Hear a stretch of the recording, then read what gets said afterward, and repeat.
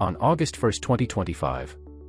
Most Americans were enjoying the heat of summer, unaware that a single stroke of a pen in Washington would shake the very foundation of the U.S. economy. Donald Trump signed an executive order, raising tariffs on Canadian goods from 25% to a staggering 35%. It wasn't just a political stunt. It was the spark that triggered the largest economic shift since World War II.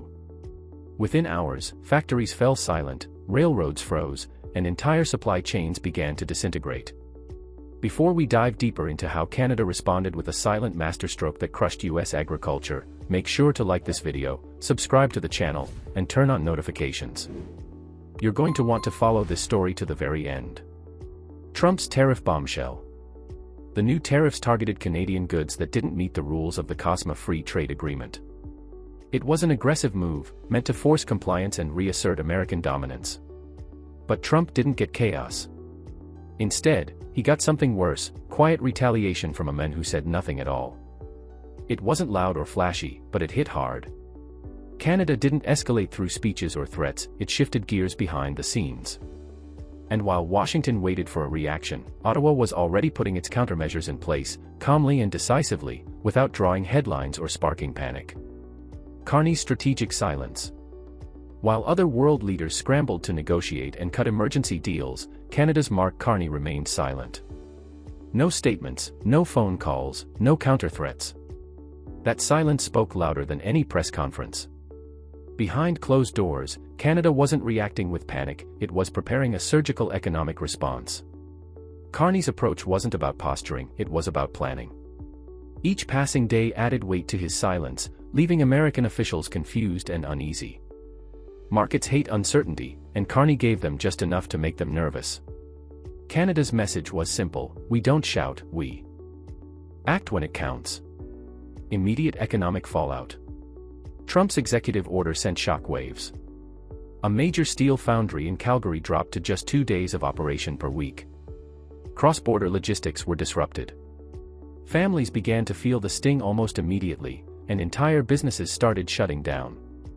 But while Trump expected Canada to come begging, Canadians responded differently. Local governments stepped in to offer emergency assistance. Manufacturers scrambled to rework supply chains. The private sector didn't wait for permission, it adapted. What could have been a breakdown instead became a battle-tested adjustment, proving that resilience was Canada's strongest currency in the face of chaos. Canada's consumer rebellion. There were no official boycotts. Instead, Canadian consumers began abandoning American products instinctively. Canadian-made goods started flying off shelves. School boards canceled U.S. supply contracts. The country turned inward, not out of anger but out of resilience. It wasn't political. It was personal. People wanted to support their neighbors, their communities, their own economy. Social media campaigns encouraged, by Canadian First, and small businesses proudly displayed local sourcing. It wasn't organized, but it didn't need to be. It was a movement born out of necessity and shared identity, fueled by quiet defiance and pride. A growing agricultural crisis in America. Meanwhile, American corn farmers found themselves on the edge of disaster. Corn prices fell to $3.45 per bushel, the lowest in a decade.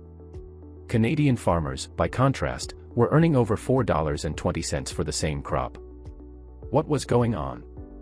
U.S. growers were locked into outdated systems and shrinking global demand. Trade partners were backing away. Many American farms faced mounting debt, increased operational costs, and a shrinking export market.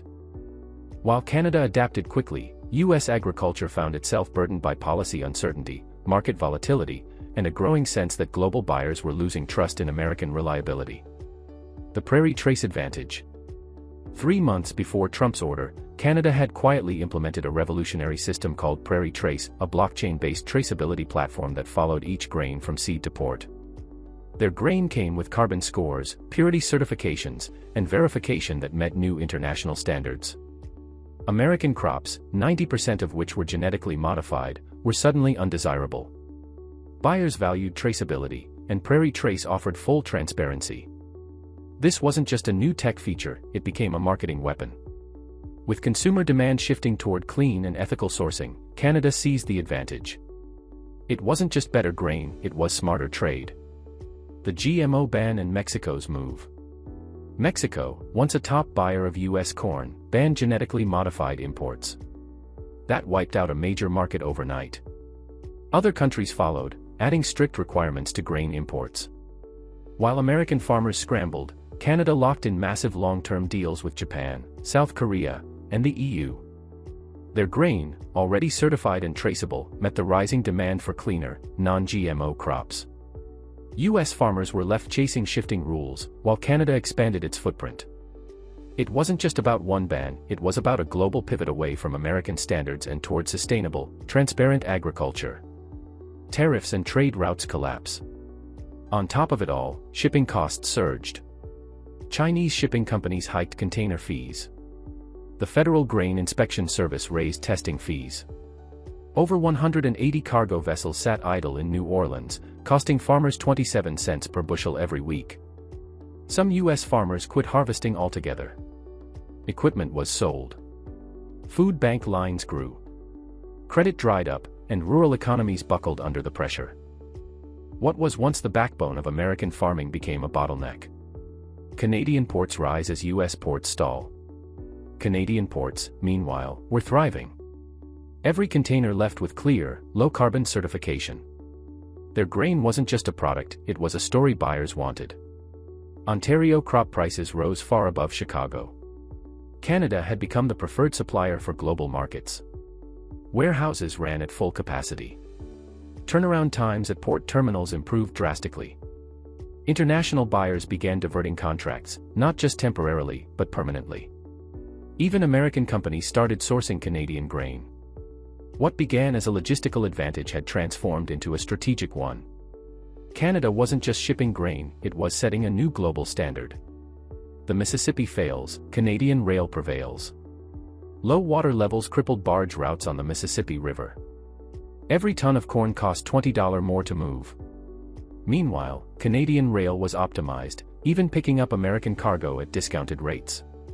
The irony was brutal, it was cheaper to ship American grain through Canada than through U.S. ports.